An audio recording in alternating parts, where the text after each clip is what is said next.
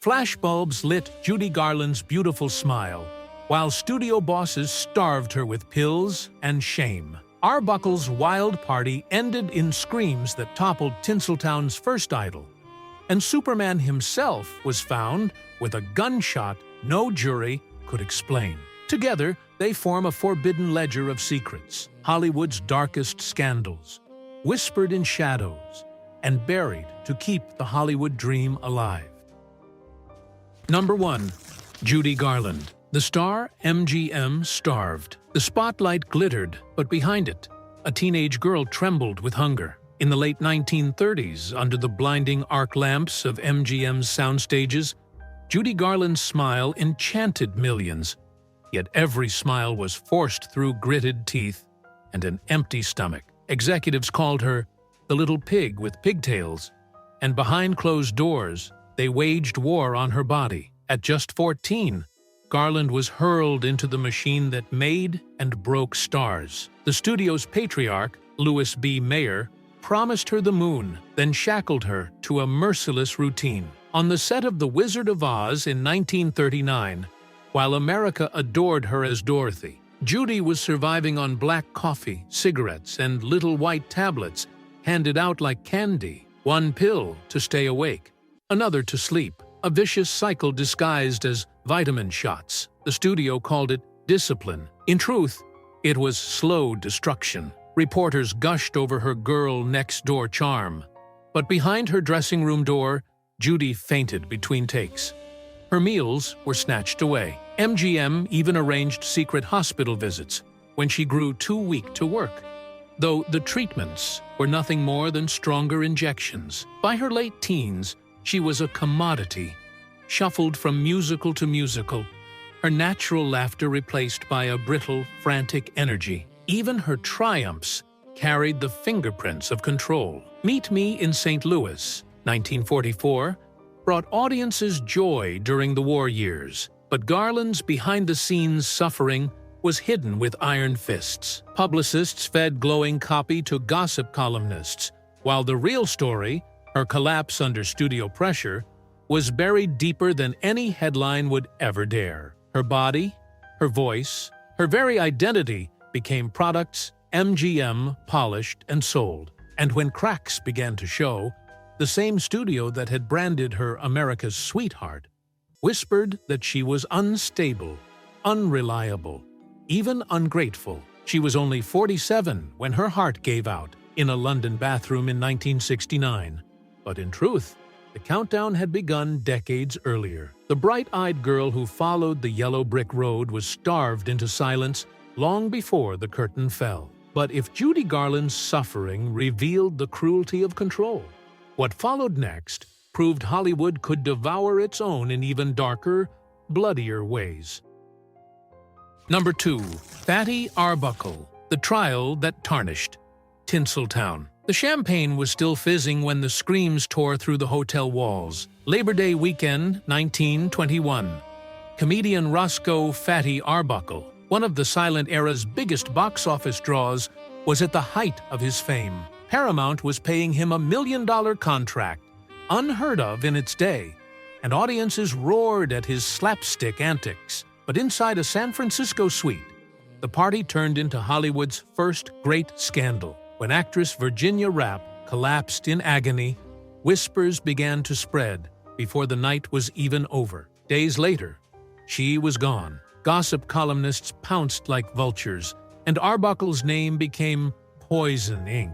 By the time William Randolph Hearst's newspapers splashed lurid headlines across the nation, the details hardly mattered. Rumors of wild behavior, whispered indecencies, and a cover-up swirled louder than any courtroom testimony. Hollywood panicked. Paramount shelved Arbuckle's films, theaters refused to screen his pictures, and the public, hungry for moral outrage in the Roaring Twenties, cast him as the villain. He was dragged into not one, but 3 sensational trials. Each time, the headlines promised shame and scandal. Each time, the juries wrestled with conflicting stories and missing evidence. By the 3rd trial, Arbuckle was acquitted with a rare written apology from the jury, but the verdict came too late. For the movie-going public, the damage was permanent. Arbuckle's name became shorthand for Hollywood excess, and the industry itself was branded as a den of sin. Politicians and church leaders thundered from pulpits, demanding reform. Out of his downfall rose the studio morality clauses and the strict codes that would police Hollywood for decades. Yet behind the smears was a man broken. Once hailed alongside Chaplin and Keaton, Arbuckle found himself begging for work under an alias, his rotund frame now a reminder of disgrace rather than laughter. He died in 1933. The same night, he signed a long-awaited comeback deal, his heart giving out before the cameras could ever roll again. Hollywood had found its first sacrificial lamb, proof that a single scandal could topple even its brightest star. And if Arbuckle's ruin stained the industry, the death of Superman himself would show how deeply those stains could seep into legend. Number 3. George Reeves.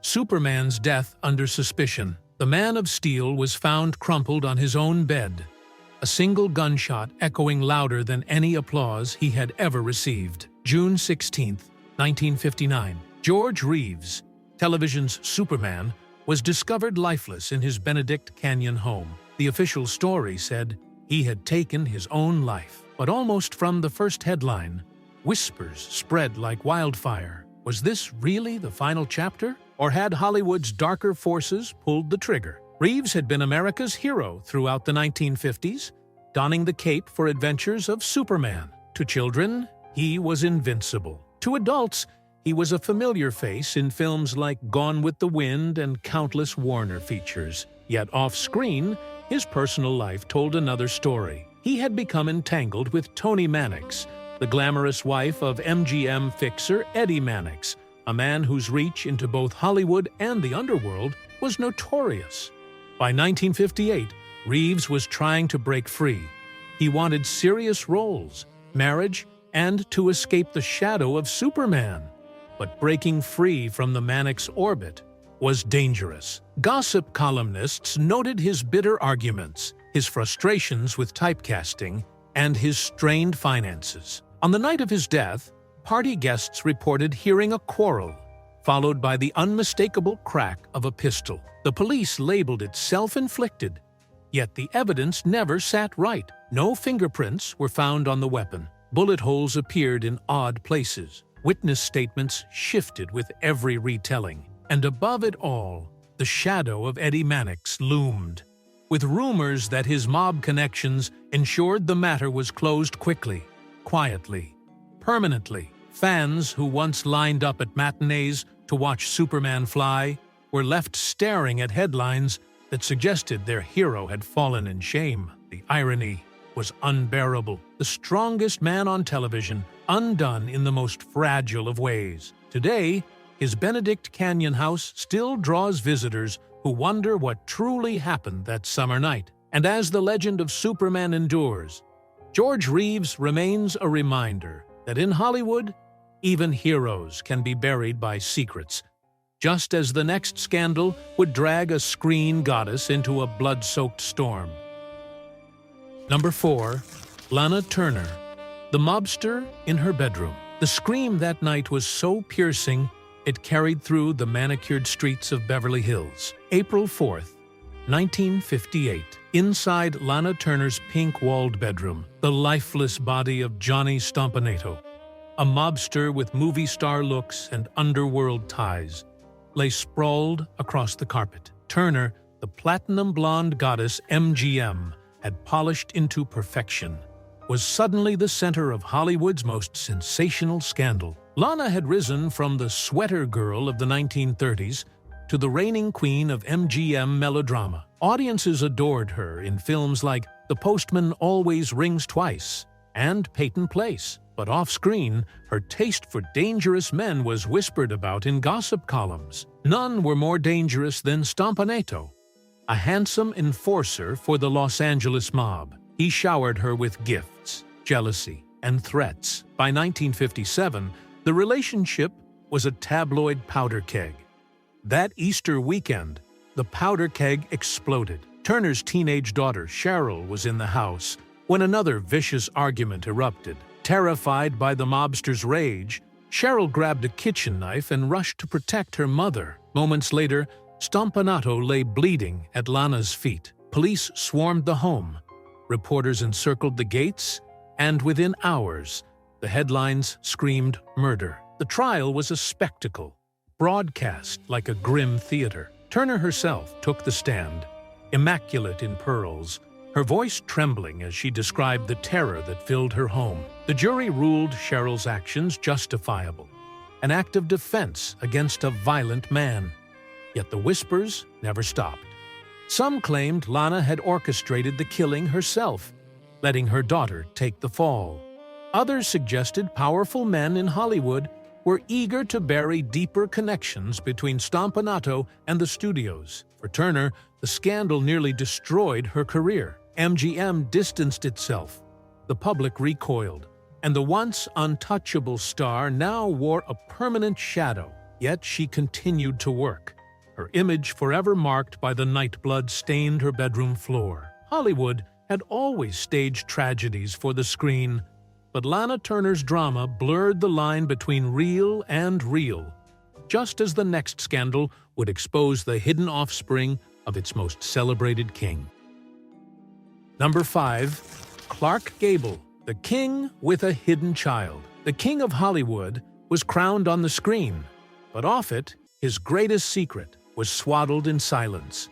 In 1935, while filming The Call of the Wild at 20th Century Pictures, Clark Gable's affair with co-star Loretta Young lit a spark that the studios would spend decades smothering. By the time cameras stopped rolling, Young carried more than a role. She carried Gable's child. For audiences, Gable was the embodiment of masculine charm. MGM paraded him in It Happened One Night, and later immortalized him as Rhett Butler in Gone with the Wind. Women swooned, men admired, and the gossip rags painted him as untouchable. But scandal was a luxury the studios could not afford. A leading man caught in an affair, fathering a child out of wedlock.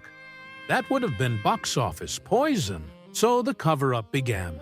Loretta Young, already known for her devout Catholic image, quietly left the country as her figure began to show. The studios spun excuses, while she hid the truth, giving birth in secret before returning to Hollywood. The baby, a little girl named Judy, was later adopted by Young herself, presented to the world as a charitable act, never acknowledged as her own flesh and blood. Decades later, Judy Lewis grew up caught between whispers and denials. Neighbors noted her resemblance to Gable. Those same ears, that unmistakable smile. Yet the truth remained buried under layers of gossip, shame, and Hollywood polish. It wasn't until adulthood, long after Gable's death in 1960, that Judy finally confronted her origins, discovering that the man the world adored as Rhett Butler had been her father all along. The irony is as sharp as it is haunting. Clark Gable, the man who told the world he didn't give a damn, spent his life hiding the one role he could never play in public, that of a father. And if Gable's crown was stained by secrecy, the next scandal proved that even the brightest blonde in Hollywood could not survive the shadows closing in around her. Number 6. Marilyn Monroe, the studio's most dangerous secret. The phone lines crackled that summer morning, carrying the news that Marilyn Monroe was gone, and with it, the illusion that Hollywood could control its most luminous star. She had been the dream girl of the 1950s, a blonde so dazzling that even presidents leaned too close. Yet behind the shimmering gowns and playful laugh, Monroe was a secret too volatile for the studios to contain. Her rise was meteoric. A contract with 20th Century Fox transformed Norma Jean into Marilyn, a platinum-haired fantasy who sent ticket sales soaring in Gentlemen Prefer Blondes, 1953, and The 7-Year Itch, 1955. But as her stardom grew, So did her defiance. Monroe resented being typecast as the ditzy beauty. She fled Hollywood for New York in 1955, joining Lee Strasberg's Actors Studio, daring to demand control over her career. The move infuriated studio bosses who had built empires on her curves and charm. Off-screen, her life became entangled with powerful men whose names could never appear in print. Gossip columnists hinted at dangerous liaisons, moguls with mob ties, politicians at the highest levels, even brothers who occupied the most famous house in Washington. The whispers suggested pillow talk that blurred the line between desire and national security. Meanwhile, Monroe battled the private toll of insomnia, isolation, and the little helpers prescribed by doctors at the studio's request. Each prescription bottle was another link in a chain that pulled her deeper into dependence. By the summer of 1962, as she filmed Something's Got to Give, Monroe's reliability faltered. Her absences splashed across headlines, giving Fox an excuse to suspend her contract. On August 5th, she was discovered in her Brentwood home, a fatal cocktail of sedatives scattered on the nightstand. Officially ruled an accident, the case has never escaped suspicion. Phone records vanished. Witnesses contradicted themselves, and rumors tied her death to men who could not afford her secrets to see daylight. Number 7. Natalie Wood. The drowning that still haunts Hollywood. The yacht rocked gently under the Catalina moon, but inside, voices were raised in fury. On the night of November 29, 1981, Natalie Wood, Oscar-nominated darling of Rebel Without a Cause and West Side Story, vanished from the deck of the Splendor. Hours later, her body was found drifting in the dark water, a red jacket tangled like seaweed around her shoulders. The coroner called it an accident. Hollywood called it a mystery. Wood had lived her life beneath the glare of Klieg lights. Discovered as a child in the 1940s, she grew into a studio-groomed beauty, whose screen presence seemed both fragile and electric. But off-screen, her life was a storm. Married twice to actor Robert Wagner, she had a reputation for being magnetic, complicated, and restless. Her return to Wagner in 1972 was supposed to be a rekindling. Instead, it became the backdrop for her final tragedy. That weekend, Natalie boarded the yacht with Wagner, her Brainstorm co-star Christopher Walken, and the captain. What began as a holiday getaway soured into alcohol-fueled tension. Witnesses later recalled shouting, glass shattering, footsteps rushing across the deck. By midnight, Natalie was gone. The official explanation claimed she had tried to secure a dinghy, slipped, and drowned. But the bruises on her body, the conflicting testimonies, and the silence of those aboard fanned suspicion. The Los Angeles Sheriff's Department quietly reopened the case in 2011 after new witnesses came forward, suggesting the quarrel between Wagner and Wood had turned darker than ever admitted. Wagner, once Hollywood's golden leading man, was rebranded a person of interest. For fans, the shock cut deeper than any scandal of the studio era. Natalie had seemed invincible, an actress who had survived child stardom, gossip, and the suffocating control of the system. To see her lost, not in a blaze of fame, but alone in the Pacific, was unbearable. Number 8.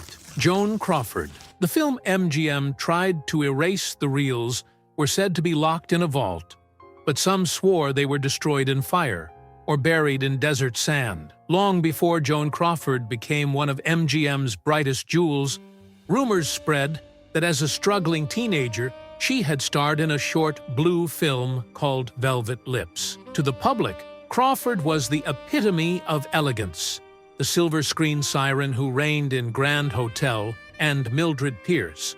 But in the back alleys of Hollywood, whispers of that forbidden reel threatened to undo her. MGM could not allow such a scandal to tarnish its rising star. By the 1930s, Crawford had become a bankable name, a rival to Garbo, a cover girl for glamour itself. Studio fixers, led by the notorious Eddie Mannix, were dispatched like bloodhounds. According to lore, extortionists claimed to possess the film, demanding $100,000 to keep it from surfacing.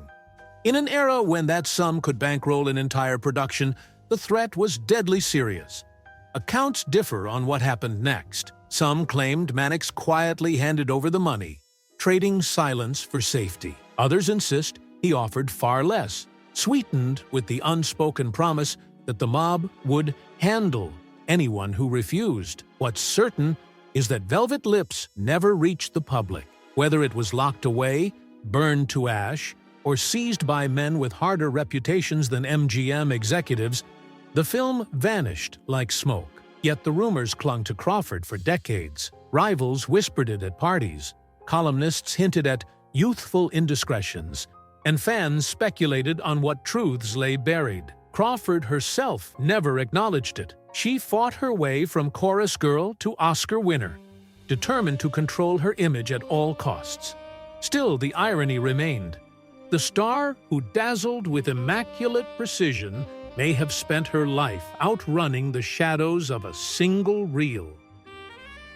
Number 9. Ingrid Bergman, Hollywood's force for evil. The Senate floor shook with outrage, not over war or policy, but over a Swedish actress who had dared to fall in love. In 1950, Senator Edwin C. Johnson branded Ingrid Bergman a powerful influence for evil after her affair with Italian director Roberto Rossellini became public. It was one of the few times in history that a Hollywood scandal was debated in Congress. Bergman had been cinema's angel. Audiences adored her luminous face in Casablanca, 1942, where she whispered, "Play it, Sam," to Humphrey Bogart under the shadow of war. The studios painted her as pure, wholesome, untouchable. But while filming Stromboli in Italy in 1949, she and Rossellini began a passionate affair. The complication: both were married to other people. When Bergman became pregnant, the secret could no longer be contained. Gossip columnists exploded with fury. Religious groups denounced her, and theaters across America banned her films. Her carefully polished image crumbled overnight. Where she had once been Hollywood's saint, she was suddenly cast as a Jezebel. Letters poured into newspapers demanding her exile, and the U.S. Senate joined the chorus. Johnson, a Democrat from Colorado, declared her unfit for the American screen, sneering that she had delivered an assault upon the institution of marriage. It was a stunning rebuke in a country still clinging to post-war moral codes. Exiled from Hollywood, Bergman made Europe her stage. She bore Rossellini's child, later twins, and for years lived under the weight of scandal. Yet artistry proved stronger than shame. By 1956, she staged a triumphant return in Anastasia, a role that earned her another Academy Award. The same public that once condemned her now applauded her resilience, though the sting of her branding as evil never fully faded. Her story revealed the hypocrisy of a system that punished women for private choices while shielding men for far worse. Bergman's face, once used to sell wartime hope, was turned into a weapon against her. Number 10. Paul Bern, John Harlow's husband, and the suicide that didn't add up. The note was short, cryptic, and chilling. Last night was only a comedy. On September 5, 1932, MGM producer Paul Bern was found lifeless in his Beverly Hills mansion, a pistol nearby, and a message left for his bride, Hollywood's platinum sensation, Jean Harlow. The studio called it suicide, but almost no one believed the story. Bern had been Mayer's golden fixer, the man trusted to polish rough scripts and mold stars into marketable icons. When he married Harlow, then the hottest blonde at the box office, after Red-Headed Woman and Red Dust, gossip columnists painted it as a fairy tale union. In reality, the marriage lasted only weeks before the tragedy erupted. Police leaked the existence of the note, but MGM's publicity machine roared to life, eager to preserve Harlow's image. They claimed Bern had been humiliated by manly shortcomings, and the narrative was twisted into a melodrama of pity. Yet the details grew stranger. Witnesses claimed another woman, Dorothy Millette, Bern's longtime companion before Harlow, had resurfaced. Days after his death, Millette's body was pulled from a river, an apparent drowning. The timing was too neat, too coincidental. Behind closed doors, whispers spread of studio cover-ups. Was Bern killed during a quarrel, with the note staged as a diversion? Did powerful executives bury the truth to protect their new starlet? The questions deepened when MGM publicity chief Howard Strickling ordered Harlow shielded from reporters, instructing her to maintain silence. She never spoke publicly about that night. The scandal rippled beyond the tabloids. Fans who had adored Bern's new bride now speculated whether she was victim, witness, or unwilling accomplice. Meanwhile, MGM doubled down on promoting Harlow, gilding her as the blonde bombshell while burying her husband's memory in shadows. Number 11. Alfred Hitchcock, the master who obsessed over his muse. The door in her dressing room wasn't supposed to be there. Hidden behind paneling, it connected directly to Alfred Hitchcock's office, a passage built not for convenience, but for control. For Tippi Hedren, the young model plucked from obscurity to star in The Birds, 1963, the master of suspense became her tormentor. By the early 1960s, Hitchcock was at the pinnacle of his power. After Psycho, 1960, stunned audiences and redefined horror, studios gave him near-total freedom. When he cast Hedren, he hailed her as his newest discovery, shaping her wardrobe, her speech, even her hairstyle. Publicists compared her to Grace Kelly, the princess who had once been his favorite. But behind the curtain of publicity, Hitchcock's admiration curdled into fixation. On set, he wielded cruelty as if it were part of his direction. In the climactic attic scene of The Birds, Hedren was assured the mechanical props would be safe. Instead, real birds were hurled at her for days, their beaks tearing at her skin. Exhausted and terrified, she collapsed on set, only to be ordered back before cameras when her face was still scratched and swollen. Hitchcock called it art. To Hedren, it was punishment. Away from the set, the obsession deepened.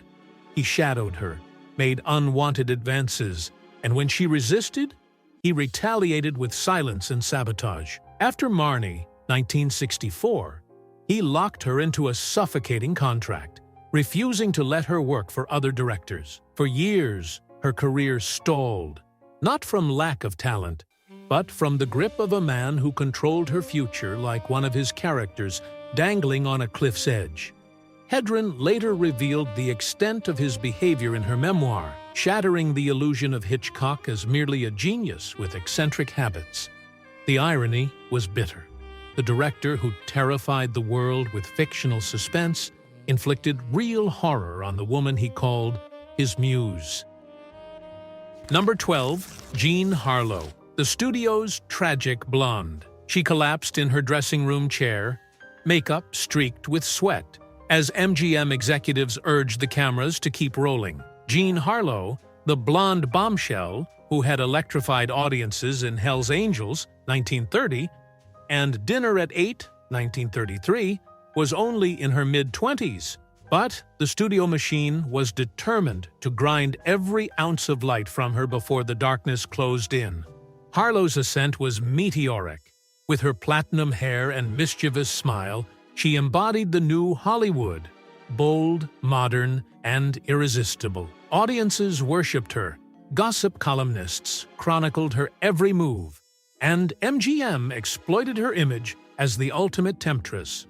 But behind the posters, her private life was scarred by scandal and loss. In 1932, she married MGM producer Paul Bern, only to be widowed weeks later when he was found dead under suspicious circumstances. A mystery the studio scrambled to cover. The whispers haunted her, but MGM refused to let her grieve. They rushed her from one picture to the next, pairing her with Clark Gable in a series of hits that solidified both as icons of the Depression era. The toll was brutal. Harlow endured punishing hours, constant studio interference, and a reputation weaponized by rivals who branded her immoral. Columnists reveled in her misfortunes, rumors of affairs, whispers of family troubles, and endless speculation about her health. By 1937, during filming of Saratoga, her body began to fail her. Bloated, feverish, and in agony, she staggered through scenes while MGM executives assured the press she was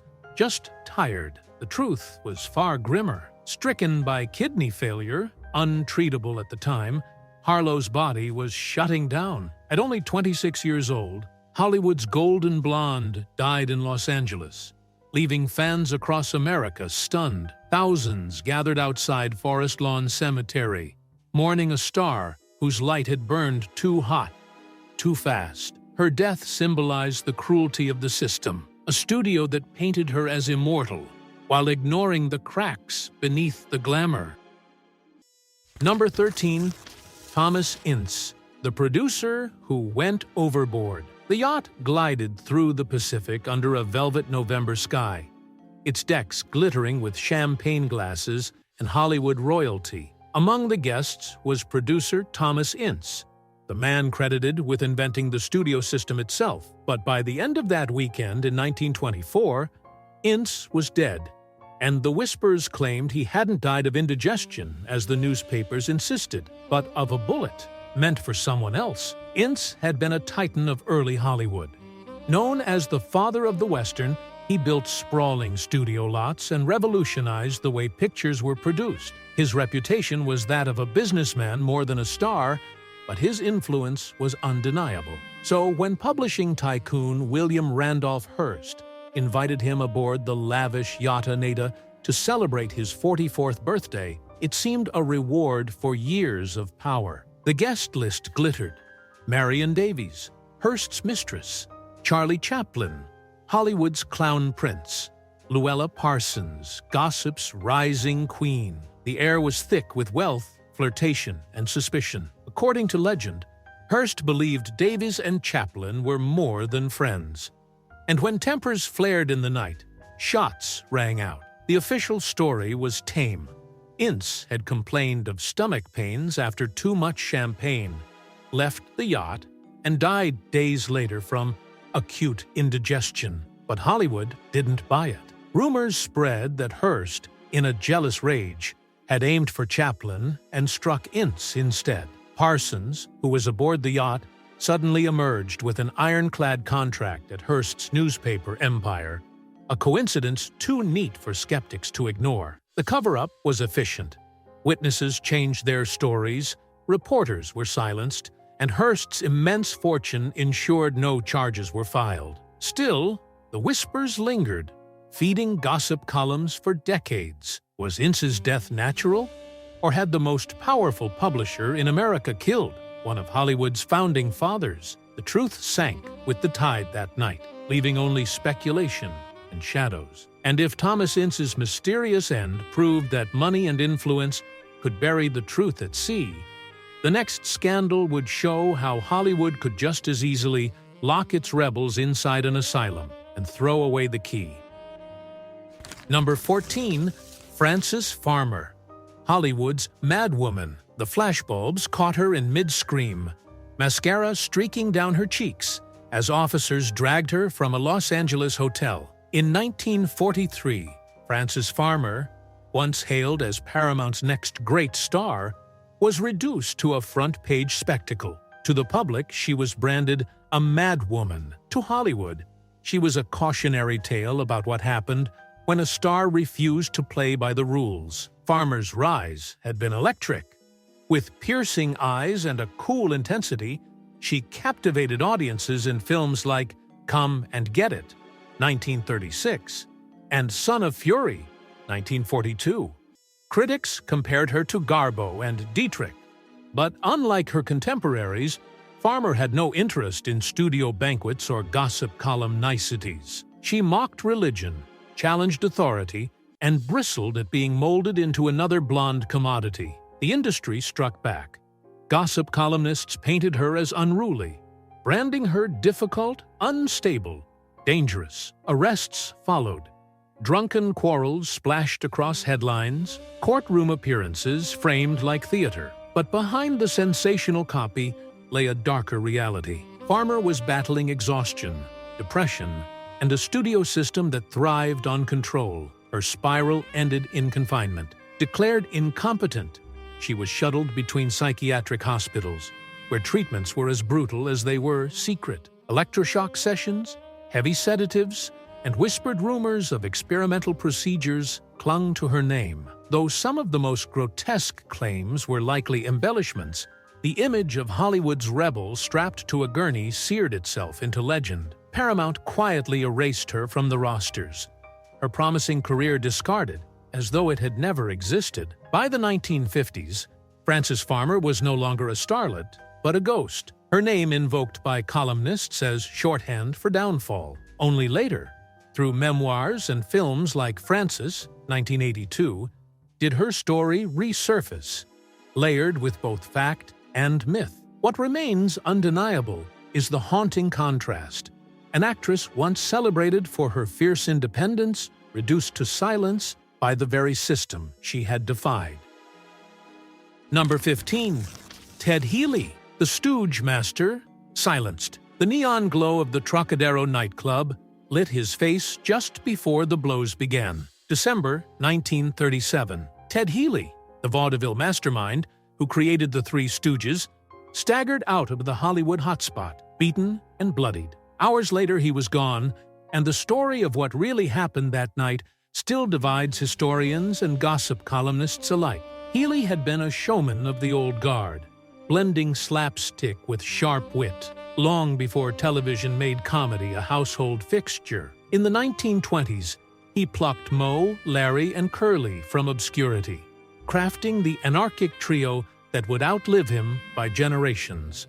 But by the mid-1930s, Healy's fortunes had soured. Contract disputes, financial woes, and personal demons weighed heavily as the Stooges struck out on their own, leaving their creator bitter and adrift. That fateful night at the Trocadero, Healy was celebrating the birth of his first child. What followed is a tangle of versions. Some claimed he clashed with film comedian Wallace Beery. Others pointed fingers at New York mobsters or wealthy playboys with Hollywood connections. Witnesses swore fists flew, that Healy was struck down in a flurry of rage, left gasping on the pavement. Yet the official reports blurred into ambiguity. Doctors cited acute toxic nephritis, a vague explanation that avoided mention of bruises. Whispers of a cover-up spread quickly. Beery was rumored to have been whisked out of town by MGM fixer Eddie Mannix until the scandal cooled. The studio, terrified of bad press, supposedly leaned on police and reporters to bury the story. For decades, fans of the Stooges debated whether Healy's death was mere coincidence or a silenced crime hidden by Hollywood muscle. What remains is the bitter irony. The man who invented the laughter of the Three Stooges died under a cloud of violence and secrecy. His creation became immortal, while he was reduced to a footnote, a casualty of an industry that rewarded his genius with shadows. And if Ted Healy's blood on the pavement proved Hollywood would protect its own at any cost, the next scandal showed how even marriage vows could erupt into gunfire, shattering a career in a single jealous night. Number 16. Joan Bennett, the husband who shot her agent. The gunfire cracked across Beverly Hills like a scene from a film noir. December 13, 1951, Joan Bennett, the raven-haired beauty of Scarlet Street and the woman in the window, pulled her car into a parking lot with her trusted agent Jennings Lang. Moments later, her husband, producer Walter Wanger, stepped from the shadows and fired 2 shots into Lang's body. Bennett had been a Hollywood staple since the 1930s, a star whose smoky allure placed her alongside the likes of Barbara Stanwyck and Bette Davis. But behind her cool on-screen composure, her personal life had grown combustible. Married to Wanger, an established producer behind films like Stagecoach, she found her marriage cracking under the strain of finances, affairs, and the ruthless grind of the industry. Her partnership with Lang, a professional alliance, became fuel for Wanger's jealousy. That night, as Bennett and Lang sat in her car, Wanger appeared armed. The shots rang out. One grazing Lang, another tearing into his groin. Lang collapsed, bleeding but alive, while Bennett screamed for help. Police swarmed the scene, and gossip columnists rushed to frame the story. Hollywood's femme fatale caught between her agent and her enraged husband. The trial was swift. Wanger admitted pulling the trigger, claiming betrayal and humiliation had driven him to it. The judge sentenced him to 4 months in jail, a remarkably light punishment, critics noted, for nearly killing a man. MGM and rival studios, wary of the scandal, distanced themselves from Bennett. Though she had committed no crime, her career plummeted overnight. Offers vanished, and the once bankable star found herself relegated to stage work and television. Her silver screen reign abruptly cut short. The irony was bitter. In her films, Joan Bennett had often played women ensnared in dangerous liaisons, her characters punished for stepping too close to the fire. In life, it was her husband's jealousy and Hollywood's eagerness to condemn her that branded her forever. And if Bennett's career ended with the echo of gunshots, the next tragedy would be marked not by bullets, but by a desperate climb to the top of the Hollywood sign, and a fall that still haunts its shadow. Number 17. Peg Entwistle, the girl who jumped from the Hollywood sign. The searchlight swept across the hills and caught something tangled in the brush beneath the giant white H. On September 18, 1932, hikers in Griffith Park found the body of a young actress who had climbed the Hollywoodland sign and leapt into legend. Her name was Peg Entwistle, though the papers quickly branded her something else, the Hollywood sign girl. Born in Britain, Peg came to America with dreams as tall as the letters that crowned Los Angeles. She dazzled Broadway in the 1920s, praised for her striking presence in productions alongside a young Humphrey Bogart. But by the early Depression years, the theater was faltering, and Peg followed the siren call west. Hollywood was booming, and she believed her chance awaited. It did not. She signed with RKO and filmed only a single picture, 13 Women, 1932, a minor thriller that barely made a ripple. Studio executives trimmed her role down to almost nothing. In a city of thousands of hopefuls, her name faded before it ever had a chance to shine. Neighbors remembered seeing her walking alone through the canyons, her ambitions clashing with the harsh reality of a town already crowded with prettier faces and louder publicists. On that September night, she told her uncle she was going to the drugstore.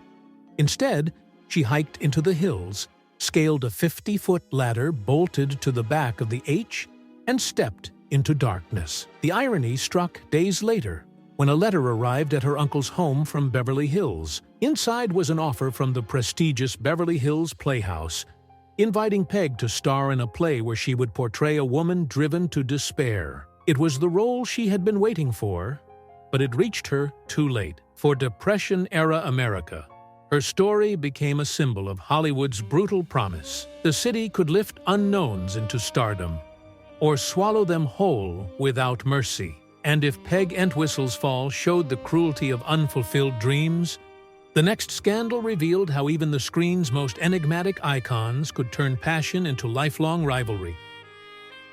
Number 18. Greta Garbo and Marlene Dietrich, the affair they denied for life. The two women who defined allure in the 1930s shared no public warmth, only icy silence. Greta Garbo, the reclusive Swede who whispered, "I want to be alone," and Marlene Dietrich, the German enchantress draped in tuxedos and smoke, seemed destined to circle each other like rival queens. Yet buried in studio gossip and memoir fragments lies a tantalizing rumor that the greatest screen goddesses of their age had once been lovers. Their paths first crossed in Europe before Hollywood claimed them. Garbo, newly discovered by MGM, carried the ethereal mystique that made her the face of films like Grand Hotel, 1932, and Queen Christina, 1933. Dietrich, meanwhile, exploded under Josef von Sternberg's lens in The Blue Angel, 1930. Her smirk and low voice launching her to Paramount as their answer to Garbo's dominance. Studios thrived on the rivalry. Press releases painted them as opposites, two foreign enigmas fighting for the crown. But Hollywood's walls whispered differently. According to film historians, the women first grew close during the 1925 German production, The Joyless Street. Some claimed Dietrich appeared briefly in the picture, though she later denied it with unusual vehemence. Why deny an early credit in a prestigious film? Gossipmongers suggested it was because her scenes weren't simply professional. They had been entwined with Garbo in ways neither wanted exposed. Throughout the decades, their silence became its own story. While Dietrich basked in public life, dazzling soldiers during World War II with her patriotic tours, Garbo retreated into New York seclusion, refusing interviews and photographs. When asked about one another, both brushed off the topic as though the other barely existed. Yet the vehemence of denial only fueled suspicion. Whether the affair was fleeting or fantasy, it haunted their reputations. To Depression-era audiences, even the suggestion of two screen sirens entwined was more scandalous than any studio would allow. Executives worked tirelessly to frame them as rivals, never intimates. Hollywood's golden age shimmered with gowns, premieres, and immortal faces. But behind the glow lay secrets as dark as any film noir. These scandals remind us that the same system that built legends also buried truths in silence and shadows. Which of these hidden stories struck you the hardest? Did one of them reveal a side of old Hollywood you'd never imagined? Share your thoughts in the comments below. I'd love to hear which scandal lingers most in your mind.